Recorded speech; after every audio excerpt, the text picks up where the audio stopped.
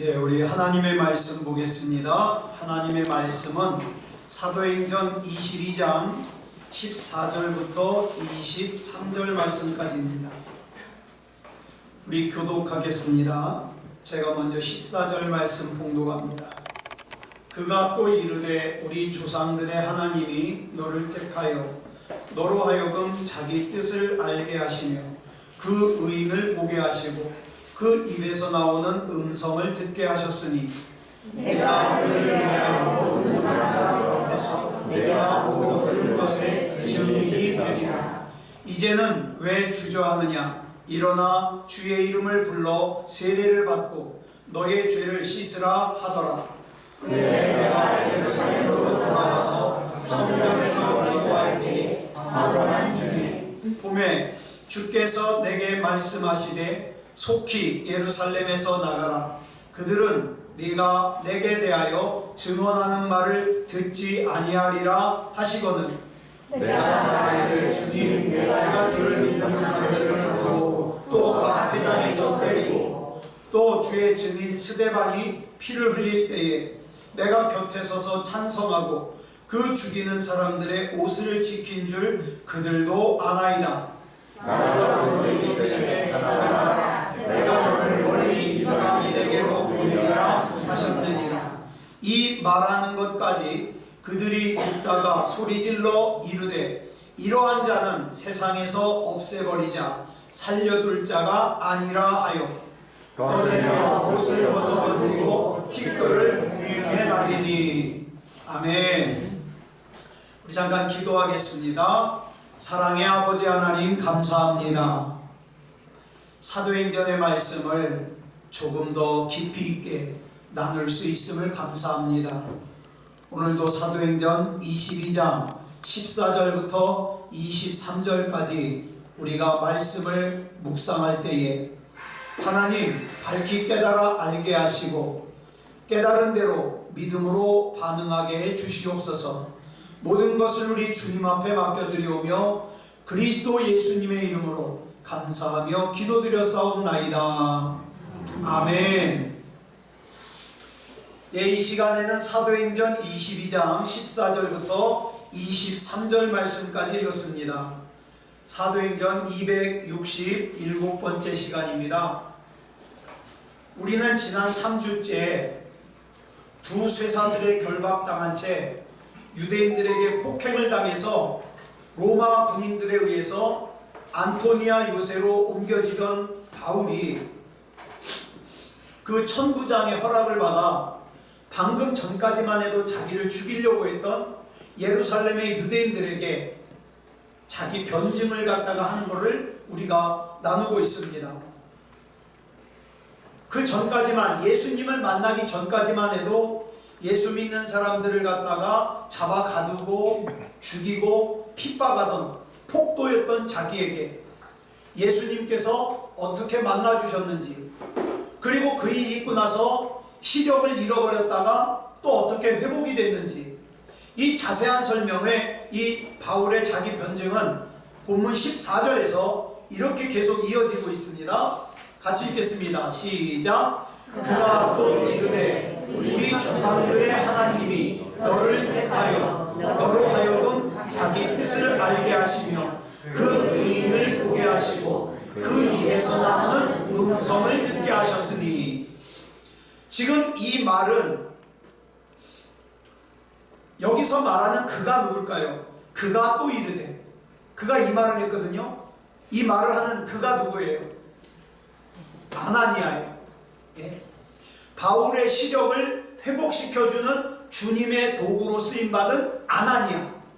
아나니아가 또 이르되, 이제 계속 아나니아가 얘기하는 거예요. 바울에게.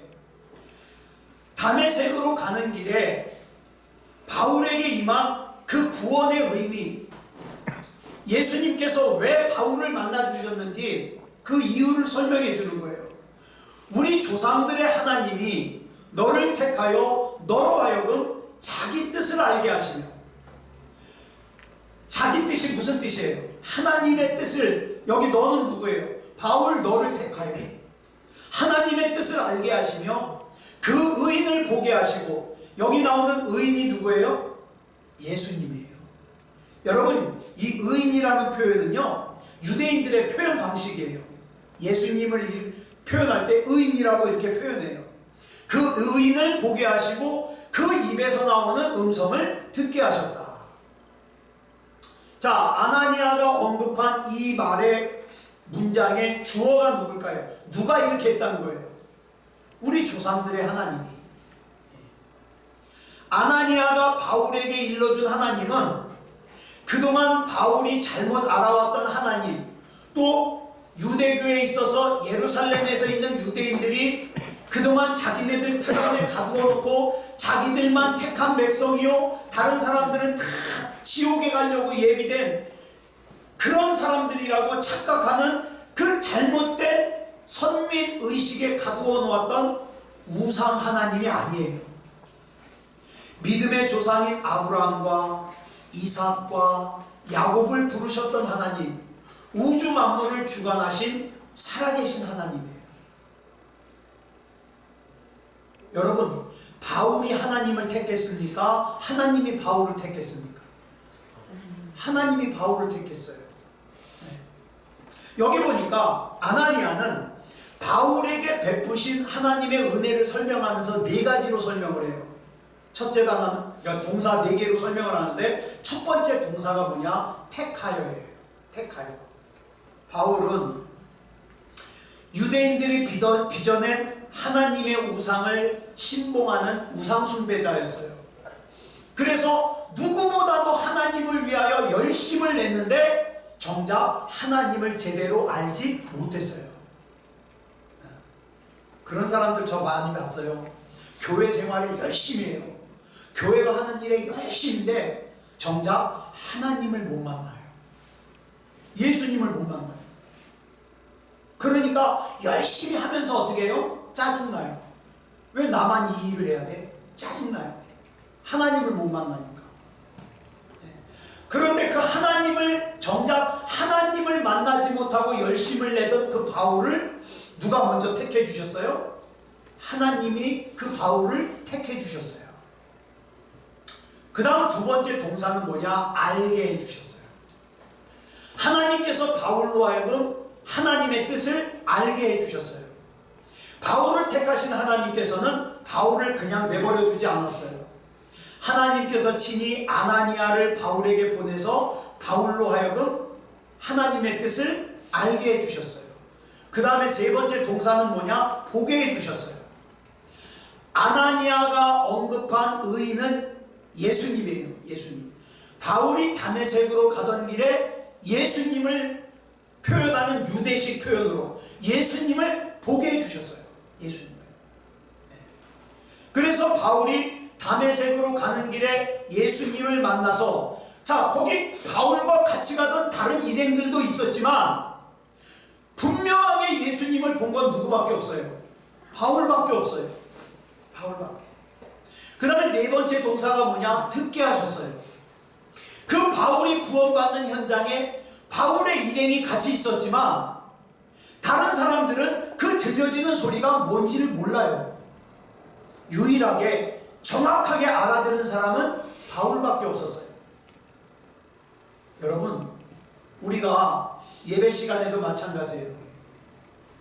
똑같이 하나님의 말씀을 듣지만 그 하나님의 말씀을 통해서 하나님의 음성을 듣고 하나님의 뜻이 깨달아지는 것은요, 전부가 아니에요.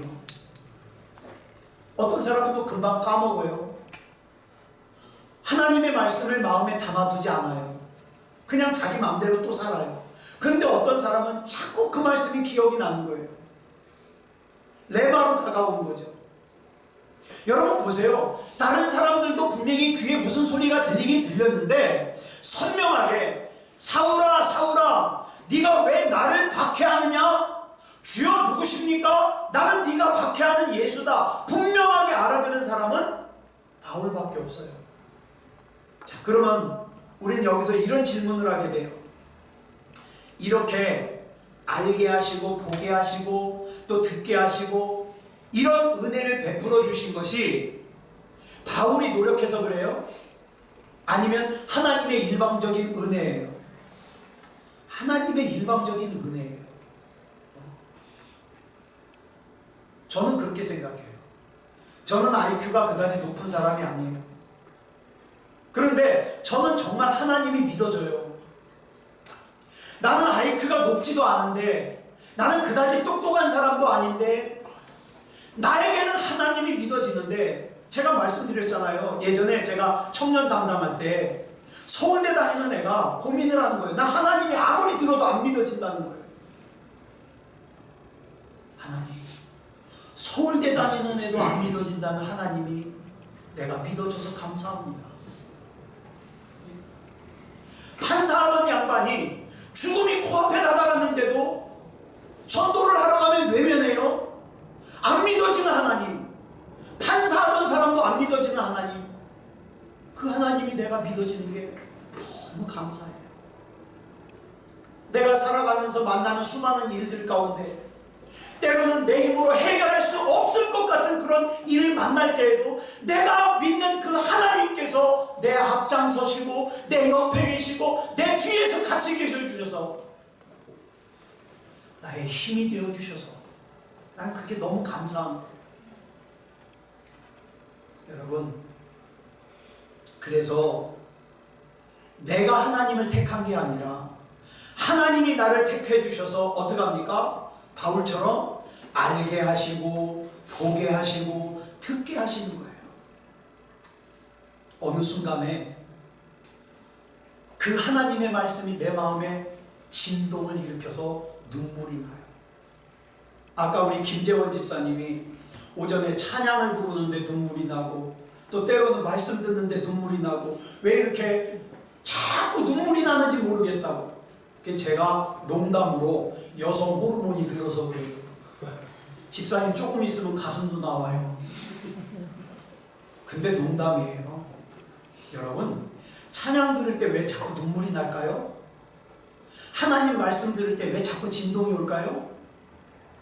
내가 그렇게 하고 싶어서 하는 게 아니라 하나님이 나를 택해 주시고 하나님이 나에게 이 말씀이 알게 해주시고 보게 해주시고 듣게 해주시니까 모든 것이 다 하나님의 은혜라. 하나님의 은혜라. 근데 여러분 보세요. 그 다음에 이어지는 본문 15절 보겠습니다. 시작. 네가 그를 위하여 모든 사람 앞에서 네가 보고 들은 것에 증인이 되리라. 여러분, 그런데 우리 한글 성경에는 빠져 있지만 이 헬라어 성경 보면 이 15절 맨 앞에 뭐가 붙어 있느냐? 호티라는 단어가 붙어 있어요. 호티. 호티는 뭐냐면 뒤에 이유를 설명하는, 호티 다음에는 이유를 설명하는 내용이 나와요. 왜냐하면이라고 번역할 수 있겠죠. 왜냐하면. 자, 그러니까 본문 15절은 하나님께서 바울을 택하시고 알게 하시고 보게 하시고 듣게 하신 이유를 그 다음 15절에 설명하고 있는 거예요. 왜 그렇게 했는지. 예? 왜? 우리 한번 같이 읽어볼까요? 시작. 네가 그를 위하여 모든 사람 앞에서 네가 보고 들은 것에 증인이 되리라. 이렇게 하려고 어떻게 해요? 하나님이 바울을 택하셨고 알게 하시고 보게 하시고 듣게 하셨다 이 말이에요. 증인이 되게 하려고. 마가복음 13장을 보면 예수님께서 임박한 예루살렘의 멸망과 장차올 멸망에 대해서 예언하는 말씀을 거기 기록하고 있습니다.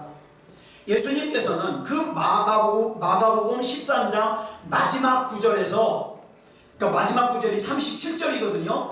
이렇게 말씀하셔요. 시작. 깨어 있으라. 내가 너희에게 하는 이 말은 모든 사람에게 하는 말이니. 지금 예수님의 말씀을 듣고 있는 사람은 제자 12명밖에 없어요. 근데 예수님께서는 제자 12명에게 말씀하시면서 뭐라 그래요? 이 말은 모든 사람에게 하는 말이다. 모든 사람이 누굴까요? 시간과 공간을 초월해서 과거와 현재와 미래를 쭉 망라하여 이 땅을 살아내는 모든 사람에게 말씀하시는 거예요. 여기에는 저와 여러분 들어갈까요? 안 들어갈까요? 들어가죠, 당연히. 저와 여러분에게 이 말씀을 하시는 거예요. 성경은요, 약 4,000년 전부터 2,000년 전까지 하나님께서 특정 지역, 이스라엘이라고 하는 특정 지역에 살고 있는 사람에게 하신 말씀이에요. 그럼에도 불구하고 저는 그렇게 불평하는 사람 봤어요. 왜 2000년 전에 우리나라 사람도 아니고 저 지구 반대편에 있는 이스라엘 사람들의 역사를 우리가 왜 알아야 되느냐, 이렇게 따지더라고요. 여러분, 그 말씀은 2000년 전에 지구 반대편에서 살았던 예수라고 하는 그분이 이스라엘 백성에게 하신 말씀은 시간과 공간을 초월하여 2000년 후를 살아내고 있는 저와 여러분, 이 모든 사람을 위한 말씀이기 때문에 그래요. 그 모든 사람 속에는 저와 여러분 개개인도 다 들어있어요. 주제가 뭘까요? 예수님이 저와 여러분에게 뭘 말씀하시고 싶은 거예요? 정리하면 딱 하나입니다. 너는 반드시 천국 가야 된다. 너는 반드시. 절대 돈 잘 버는 방법 알려주시는 거 아니에요. 착각하면 안 돼요. 예수 믿으면 부자 된다. 예수 믿으면 부자 되면 제가 이 후로 살겠습니까? 예수 믿으면 만사가 잘 된다. 잘 될 수도 있지만 힘들 수도 있어요. 그런데 진짜 중요한 거 있어요. 예수 잘 믿어야 천국 갑니다. 이창원 목사 믿으라는 말 아니에요. 이창원 목사는 지금은 정상이지만 혹시 압니까? 또 저도 치매가 올지. 치매가 와가지고 강단에서 헛소리 픽픽 하면 그때는 여러분들이 제 말 절대 들으면 안 돼요. 예수님만이 구원이십니다. 우린 예수님 잘 믿어야 돼요. 그런 의미에서 2000년 전에 아나니아가 바울에게 말했고, 바울이 예루살렘의 유대인들 앞에서 변증하는 이 본문 14절로 15절까지 이 말씀은 그 사람들만을 위한 것이 아니라 역시 우리를 위한 하나님의 말씀이에요. 우리 각자가 어떻게 구원받은 그리스도인으로서 이 자리에 나와 앉아 있을 수 있었습니까? 저와 여러분이 뭐 특별히 노력했나요? 나는 하나님의 말씀이 믿어지기 위해서 40일 동안 금식 기도를 했어. 그런 분 있어요? 아니면 나는 정말 하나님의 말씀이 믿어지기 위해서 육상 빌딩을 갖다가 내가 계단을 내가 무릎으로 올라갔어. 그런 사람 있어요? 없잖아요. 그런데 우리는 남들하고 별다르게 노력한 것도 없는데 왜 하나님께서 우리 각자를 택하셔서 우리로 하여금 하나님의 뜻을 깨닫게 하시고 우리로 하여금 하나님을 보게 하시고 하나님의 말씀이 들려지게 하셨냐 이 말이에요. 왜? 이유는 하나예요. 너 혼자 알고 너 혼자 믿고 끝나지 말고 증인이 되라. 증인이 되라. 저와 여러분 주변에 구원도 못 받았으면서 마치 세상에서 잘난 것처럼 살고 있는 사람들에게 가서 예수 안 믿고 구원 못 받으면 말짱 황이야, 이거 알려주라고, 이 증인으로 살으라고 저와 여러분에게 하나님이 믿어지게 하신 거고 하나님을 보여주신 거고 하나님의 말씀을 들려주시는 거예요. 그래서 본문 16절에서 아나니아는 바울에게 마지막으로 이런 명령을 합니다. 시작. 이제는 왜 주저하느냐? 일어나 주의 이름을 불러 세례를 받고 너의 죄를 씻으라 하더라. 자 보세요. 하나님의 말씀이 깨달아 알아지면 하나님의 증인으로 부름받은 사람에게는 이제 당면한 사명, 뭐예요? 해야 할 일이 있어요. 바로 눈앞에 있는 해야 할 일. 그게 뭐냐? 죄 씻음을 받아야 돼요. 그냥 막연하게 나는 예수 믿으니까 천국 갈 거야? 아니요. 여러분, 죄 씻음 받아야 돼요. 바울에게 있어서 세례는 형식의 문제가 아니에요. 본질의 문제예요. 여러분, 나는 나이가 됐으니까 난 세례를 받아야 돼? 아니요. 성경에 보면 어디에도 나이가 됐으니까 세례 받으라는 얘기 안 나와요. 어떤 사람이 받아야 돼요? 정말 예수님이 믿어지는 사람, 정말 예수님의 이름으로 구원받은 사람, 나는 이제는 내 주인은 내가 아니라 예수님이라고 신앙 고백을 하는 사람, 그런 사람이 세례를 받는 거예요. 이거 형식이 아니라 본질의 문제이기 때문에. 세례가 뭐예요?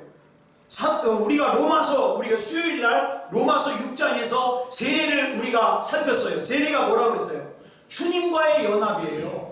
우리의 죄값을 대신 치러주시기 위해서 십자가의 제물로 돌아가신 예수님과 내가 연합해서 새 생명으로 태어나는 거. 이게 세례예요. 그냥 어디서 뭐 조사할 때 신급 그러면 나는 세례, 이거 적으라고 세례 받는 거 아니에요. 한마디로 세례는 하나님의 은혜 속에서 내가 남은 생애를 하나님의 증인으로 살아가기 위한 결단이에요. 가난하게 살든지 부자로 살든지, 건강하게 살든지 몸이 아프든지, 사람들 앞에서 내가 잘 나가든지 어렵든지 상관없이 나는 나의 남은 삶을 우리 주 예수 그리스도와 연합해서 살겠습니다. 이게 세례예요. 자, 그래서 다메섹으로 가던 길에 예수님을 만난 바울은 나중에 로마에서 참수형을 당해서 순교할 때까지 주님 안에서 새로워진 그의 삶으로 날마다 주님의 십자가와 더불어 주님과 연합하는 삶을 살았어요. 여러분, 예수님과 연합해서 사는 사람은요, 표정이 달라요. 예수님과 연합해서 사는 사람은 말이 달라요. 예수님과 연합해서 사는 사람은 생각이 달라요. 그래가지고 이 바울은 지금 자기 눈앞에서 자기를 죽이려고 하는 유대인들을 향하여 자기 변증을 하는 거예요. 자, 오늘 본문 17절부터 21절까지 우리 같이 읽어보겠습니다. 좀 깁니다. 시작. 후에 내가 예루살렘으로 돌아와서 성전에서 기도할 때에 황홀한 중에 봄에 주께서 내게 말씀하시되 속히 예루살렘에서 나가라. 그들은 네가 내게 대하여 증언하는 말을 듣지 아니하리라 하시거든. 내가 말하기를 주님, 내가 주를 믿는 사람들을 가두고 또 각 회당에서 때리고 또 주의 증인 스데반이 피를 흘릴 때에 내가 곁에 서서 찬송하고 그 죽이는 사람들의 옷을 지킨 줄 그들도 아나이다. 나더러 또 이르시되 떠나가라. 내가 너를 멀리 이방인에게로 보내리라 하셨느니라. 바울은 지금 다메섹으로 가는 길에 하나님의 부르심을 받은 뒤 아라비아 사막으로 갔다가 3년 뒤에 예루살렘으로 다시 왔어요. 예루살렘으로 다시 왔는데 예루살렘에 있는 유대인들이 바울이 자기네들 유대교를 배신했다고 죽이려고 그래요. 자, 보세요. 3년 전에 다메섹에서 살고 있는 그리스도인들을 잡아서 죽이고 가두기 위해서 예루살렘을 떠났던 바울이 불과 3년 만에 누가 돼서 돌아왔어요? 예수 그리스도를 증거하는 사람이 돼서 돌아왔어요. 그러니까 유대교의 배신자로 돌아온 바울을 유대인들이 죽이려고 그래요.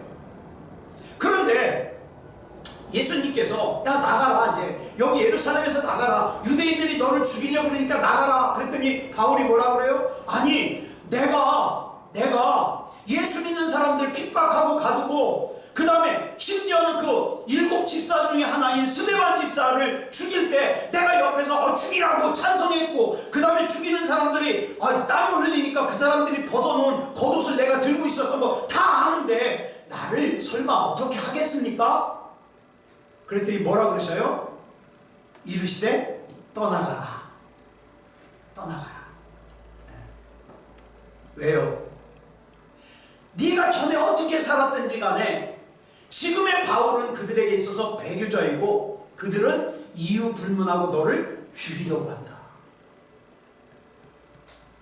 저는 이 유대인들 보면 오늘날 저 광화문과 서초동에서 데모하는 사람들이 생각나요. 그러지 않아요? 여러분 생각에 이제 정치 얘기 좀 할게요. 어디가 옳은 것 같아요? 저는요, 다 그놈이에요. 그런데 사람들은요, 자기가 고칠 것은 못 봐요. 그리고 자기 생각과 다르면 원수예요. 그래서 그 사람들을 이렇게 보면서 누가 생각나냐? 이 유대인들이 생각나요.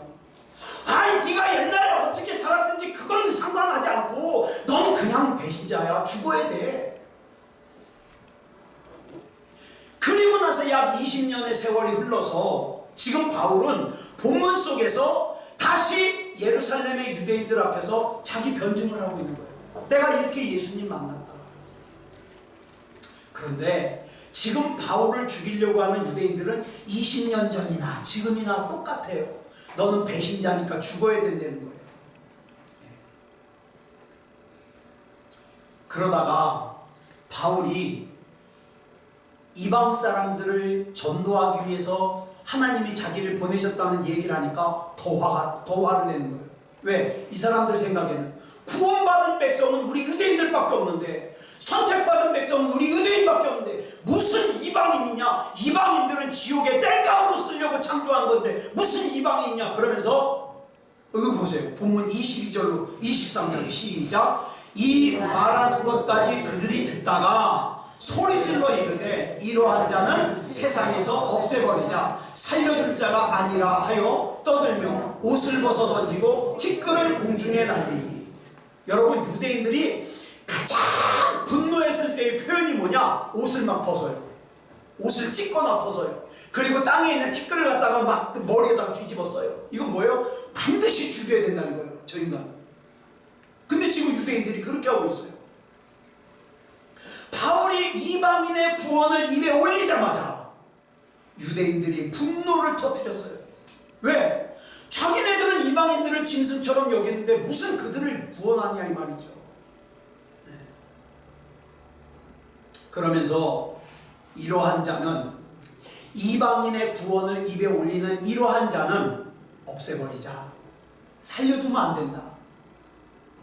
사랑하는 여러분, 우리는 지금 우리가 살고 있는 이 대한민국은요, 특별히 그래요. 지금 가짜가 너무 많아요. 그러니까 여러분, 누가 이런 말을 하면 거기에 부안해동하지 말고 기도해 보세요. 기도하고 하나님의 마음으로, 하나님의 생각으로 무엇이 옳은가. 네. 여러분, 군대가 있는 아들들이 군대 안에서 학문으로 성관계를 하는 걸 허락하자는 인간들이 제정신이에요? 이건 생각할 것도 없이 이거는 잘못된 거 아니에요? 우리나라에서도 남자와 남자가 결혼을 하고 여자와 여자가 결혼하는 것을 법적으로 허용해야 된다. 이게 제정신이에요? 저는 모르겠어요. 조국이라는 사람의 가정이 진짜 무슨 잘못을 저지르고 무슨 명확하게 나오면 모르겠지만 전 잘 모르겠어요. 또 검찰이 또 어떻게 잘못했는지 전 잘 몰라요. 저는 확실하게 된 것만 알아요. 그런데 그런 거는 아직 잘 모르겠지만 저는 한 가지 분명합니다.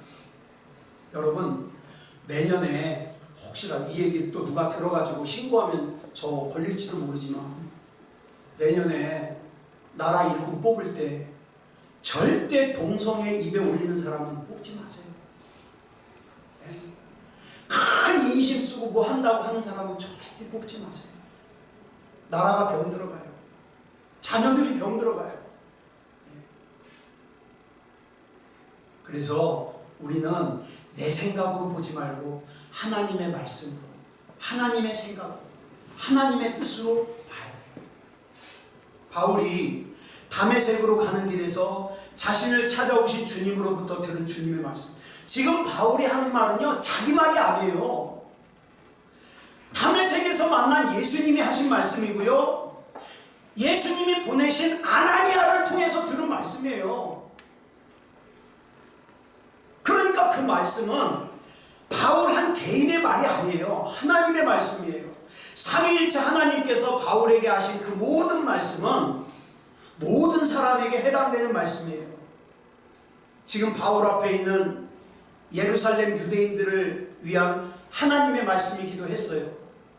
그런데 그들 가운데 바울의 증언을 하나님의 말씀으로 받아들였다면 그 사람도 하나님의 은혜 속에서 살 수 있지만 한결같이 이러한 말을 하는 자는 세상에서 없애버리자, 절대 살려두면 안 된다고 소리치면서 바울을 죽이려고 했어요.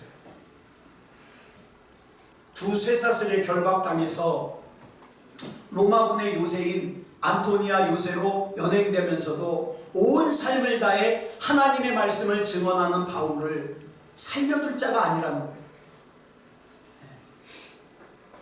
이미 그 사람들에게는 하나님은 살아계신 하나님이 아니에요. 그냥 자기 안에 갇혀 계시는 하나님이죠. 사랑하는 여러분, 솔직하게 지금 저와 여러분들이 처한 이 환경은 정말 신앙생활하기 힘든 때를 맞았습니다.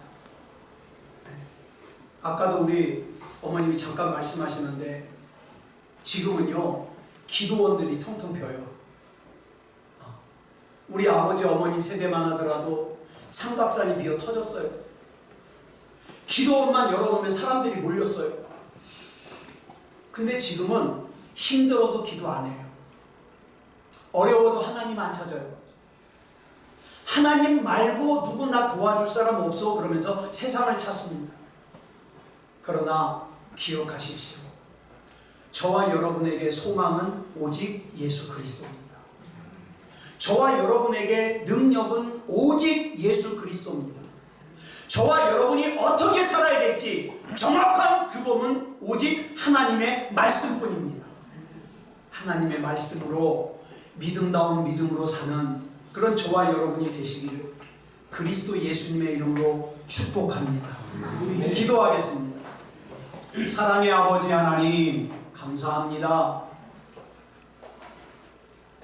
그 옛날 그 똑똑하다는 사람들도 믿어지지 않던 하나님을 우리가 믿어지게 하시고 그 하나님의 말씀을 따르게 인도하여 주시니 감사합니다.